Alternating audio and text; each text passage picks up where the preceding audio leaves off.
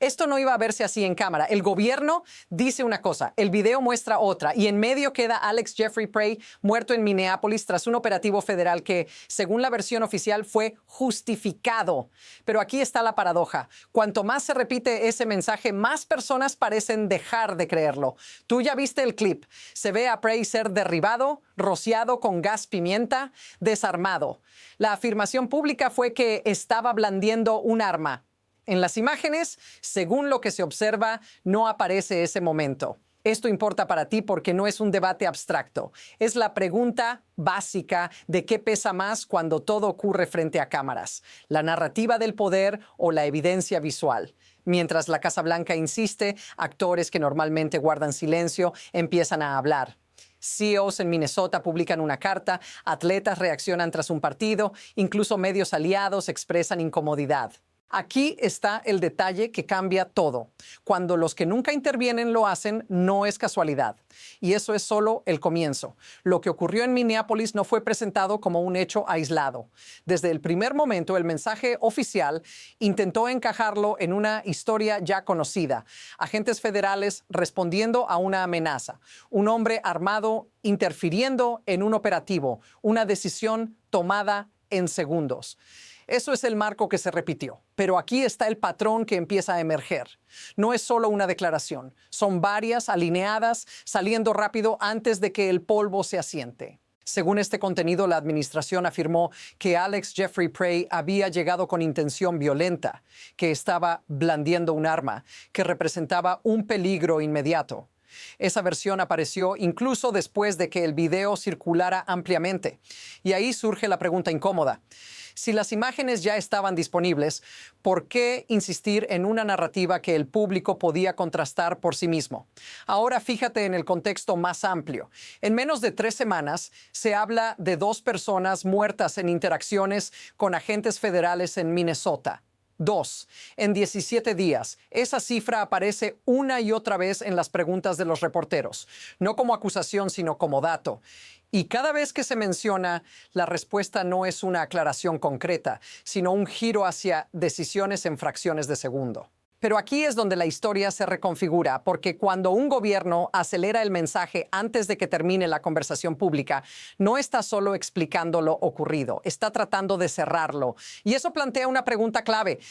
¿Qué pasa cuando la gente se niega a pasar página? La afirmación central fue clara y contundente.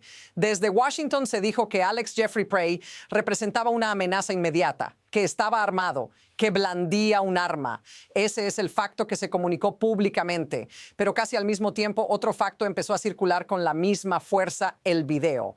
En las imágenes, según lo descrito por múltiples personas citadas aquí, se ve a Prey siendo tacleado por varios agentes, rociado con gas pimienta, golpeado y luego desarmado. Una de las declaraciones más repetidas fue que el arma estaba enfundada y que fue retirada del cuerpo de Prey por un agente, no apuntada por él. Ese detalle importa más de lo que parece, porque si el arma no estaba siendo usada en ese momento, la justificación cambia por completo.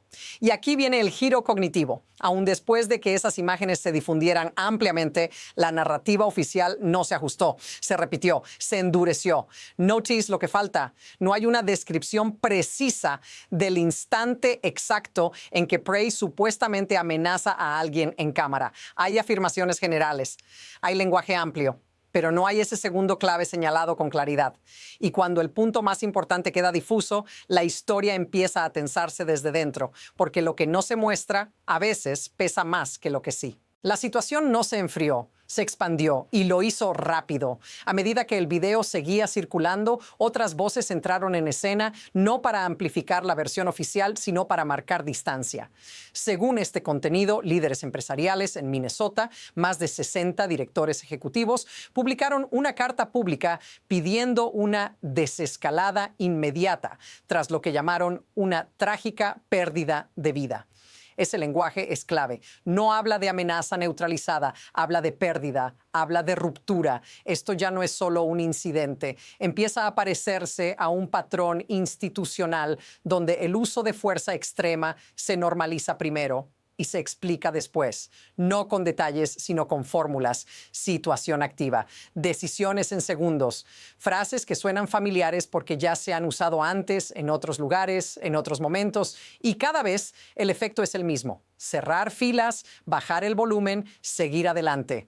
Pero aquí es donde la historia se acelera, porque cuando el sector empresarial, que suele evitar el conflicto político, interviene, no es por ideología, es por estabilidad. Y cuando hablan de disrupción y comunidad, están señalando algo que va más allá de un solo operativo. Esto es lo que se empieza a normalizar. Operativos armados en espacios civiles, muertes captadas en video y explicaciones que no evolucionan aunque la evidencia sí lo haga.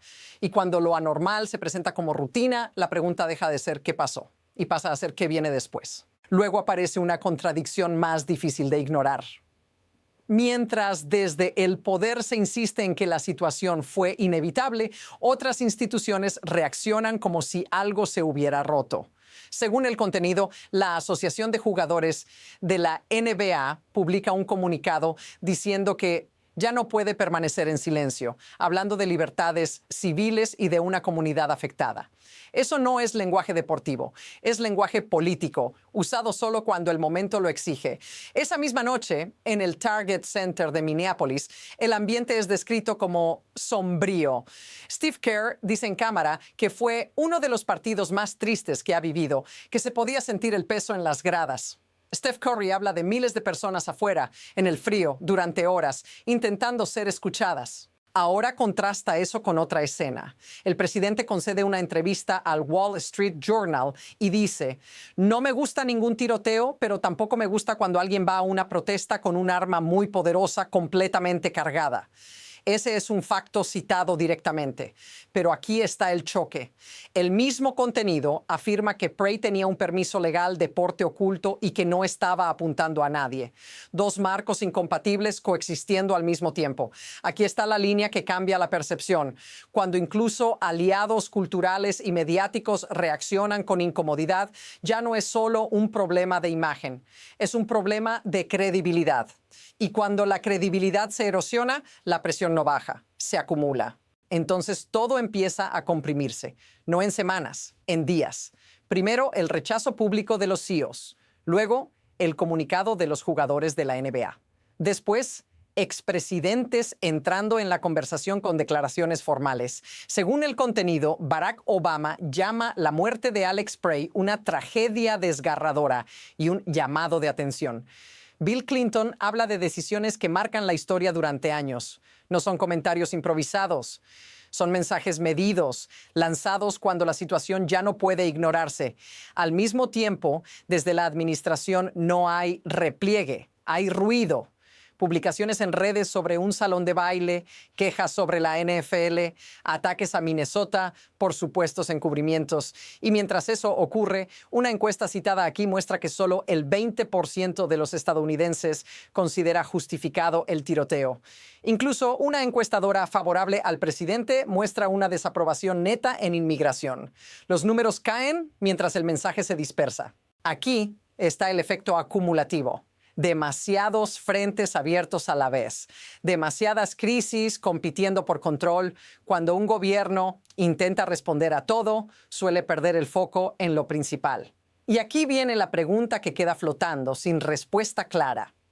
¿Qué pasa si esta secuencia no se detiene? Ahora cambia el ángulo. Porque esto deja de ser una disputa entre funcionarios y cámaras cuando aterriza en la vida diaria. Según el contenido, el gobernador de Minnesota dice algo que corta el ruido. Tenemos niños escondidos en sus casas, con miedo de salir.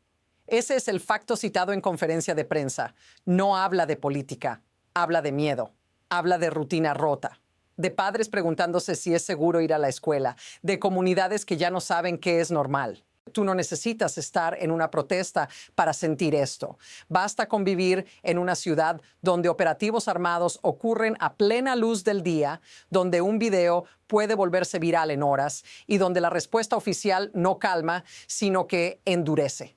El impacto no es ideológico, es práctico, es psicológico. Es la sensación de que una decisión tomada en segundos puede alcanzarte aunque estés haciendo todo de forma legal. Y aquí está el detalle silencioso. Cuando la gente empieza a cambiar su comportamiento cotidiano, no salir, no hablar, no grabar, el efecto ya ocurrió. Si esto te resulta familiar, dilo en los comentarios, porque esa reacción no aparece de la nada. Y justo ahí es donde la historia deja de ser individual y se vuelve sistémica. Aquí es donde hay que bajar el volumen emocional y mirar el mecanismo, porque nada de esto se sostiene solo por errores individuales. Funciona por incentivos. Según el contenido, cada vez que se pregunta por responsabilidad, la respuesta se desplaza hacia seguridad de los agentes, situaciones activas, malas decisiones del individuo. Ese marco hace algo muy específico, mueve el foco lejos del poder y lo coloca sobre la persona que ya no puede responder. Este sistema se apoya en velocidad y repetición. La narrativa sale rápido, antes de que haya tiempo para digerir el video. Luego se refuerza con lenguaje técnico, con advertencias amplias, con la idea de que cuestionar es poner en riesgo el orden. Y mientras tanto, el espectáculo continúa. Entrevistas, publicaciones, distracciones, no para convencer a todos, sino para cansar a muchos. Aquí está la parte inquietante. Cuando el costo político de usar fuerza extrema es menor que el costo de admitir un error, el sistema aprende. Aprende que no necesita cambiar. Solo necesita resistir lo suficiente hasta que la atención se mueva a otra cosa. Eso es lo que hace que este momento sea distinto, porque según lo que vemos aquí, la atención no se está moviendo, se está concentrando, y cuando la presión deja de dispersarse, algo tiene que ceder. La pregunta es, ¿qué? Desde aquí, el camino se bifurca, pero ninguno es estable. En uno, la administración logra ganar tiempo. Las investigaciones se alargan, el lenguaje se enfría, la atención nacional se desplaza lentamente hacia otra crisis. No hay una admisión clara, pero tampoco un estallido inmediato. Todo sigue funcionando por ahora. Ese escenario depende de algo muy frágil, que no aparezca nueva evidencia, que no haya otro video, que no ocurra otro enfrentamiento similar, porque con cada día que pasa el margen de error se reduce. En el otro camino la presión no baja, aumenta. Legisladores empiezan a hablar de condiciones, de límites, de financiamiento. Las preguntas dejan de ser qué pasó y pasan a ser quién autorizó esto y por qué sigue ocurriendo. Según el contenido, ya se habla de retirar agencias de ciertas ciudades, de exigir investigaciones completas, de poner líneas rojas. No son decisiones finales, pero son señales. Y en política, las señales importan. Aquí está lo clave. Ninguno de estos caminos se decide con un comunicado. Se decide con el próximo movimiento, la próxima declaración, el próximo operativo, el próximo video captado por un teléfono en la calle. Y esa es la tensión real ahora mismo, porque no estamos esperando una conclusión, estamos esperando el siguiente momento que lo cambie todo. Todo esto se puede resumir en una sola idea incómoda. No estamos discutiendo un solo incidente, estamos observando una prueba de estrés en tiempo real entre poder, evidencia y credibilidad. El caso de Alex Jeffrey Prey no se volvió explosivo solo por lo que ocurrió en la calle, sino por lo que pasó después. Una versión oficial que no se movió, incluso cuando el país empezó a hacerlo. Ese desajuste es lo que mantiene viva la historia. Aquí está el giro final. Cuando la gente deja de discutir ideología y empieza a discutir hechos visibles, videos, declaraciones grabadas, cifras concretas, el control del relato se vuelve mucho más difícil. No porque todos estén de acuerdo, sino porque ya no se puede cerrar la conversación con una sola frase. Y eso cambia el equilibrio de poder más de lo que parece. Este momento no termina aquí. Se conecta con el siguiente video, el próximo testimonio, la próxima decisión tomada en segundos. Lo que está en juego no es solo responsabilidad, sino qué versión de la realidad sobrevive cuando todos pueden mirar al mismo tiempo. Si quieres seguir entendiendo cómo se desarrollan estos choques antes de que se definan en titulares, sigue el canal, porque lo que viene después casi nunca es anunciado. Y esta historia todavía no ha dicho su última palabra.